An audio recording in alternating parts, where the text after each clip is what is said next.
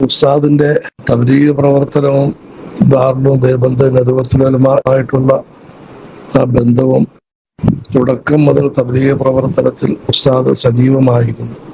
മഹാനായ മൂസ മൗലാന റഹ്മത്തുള്ളാഹിയുടെ വലം കൈയായി പരിശ്രമിച്ചിരുന്നു. പ്രത്യേകിച്ചും മലബാറിൽ എതിർപ്പുള്ള സ്ഥലങ്ങളിൽ ഉസ്താദ് ജമാഅത്തായി യാത്ര ചെയ്തിരുന്നു. കായംകുളത്ത് വെച്ച് അവിടെയുള്ള പ്രവർത്തനത്തിൽ സജീവമായിരുന്നു. ഉസ്താദിന്റെ പ്രവർത്തനം കാരണമായിട്ടാണ് ധാരാളം ആളുകൾ തബ്ലീഗിന്റെ പരിശ്രമവുമായിട്ട് അടുക്കുന്നത്.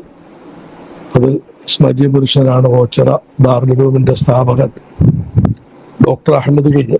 അദ്ദേഹത്തിനെ ഉസ്താദ് തബ്ലീഗ് പ്രവർത്തനവുമായിട്ട് ബന്ധിപ്പിക്കുകയും ശിഷ്യന്മാരെ നിരന്തരം അയച്ച് അരിയാല മൗലവി, അബ്ദുസ്സലാം മൗലവി, അബ്ദുൽ ഷുക്കൂർ ഇവരെല്ലാം വിട്ട് നിരന്തരം ഡോക്ടറെ പ്രവർത്തനത്തിൽ കൈപിടിച്ച് നടത്തുകയും ചെയ്തു.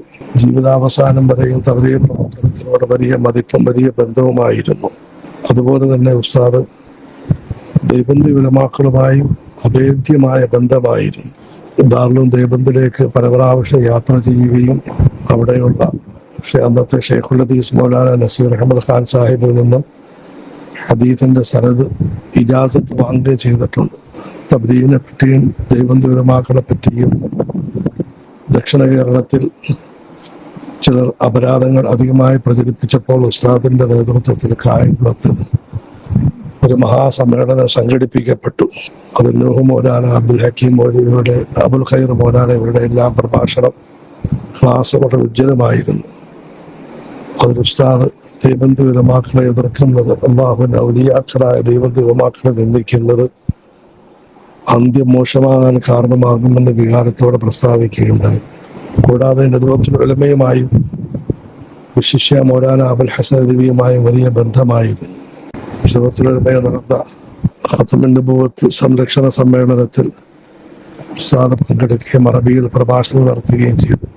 മൗലാന അബുൽ ഹസൻ നദവിയുടെ രചനകളെല്ലാം വായിക്കുമായിരുന്നു. ദാറുൽ ദേവബന്ദിലേക്കും നേതൃത്വ ഉലമയിലേക്കും ശിഷ്യന്മാരെ പ്രേരിപ്പിച്ച് അയക്കുന്നതിൽ ഉസ്താദ് വലിയ പങ്ക് വഹിച്ചിരുന്നു. കൂടാതെ അവിടെ നിന്ന് മഹാന്മാർ കേരളത്തിൽ വരുമ്പോൾ അവരെ സ്വീകരിക്കാനും പ്രത്യേക താല്പര്യം കാണിച്ചിരുന്നു.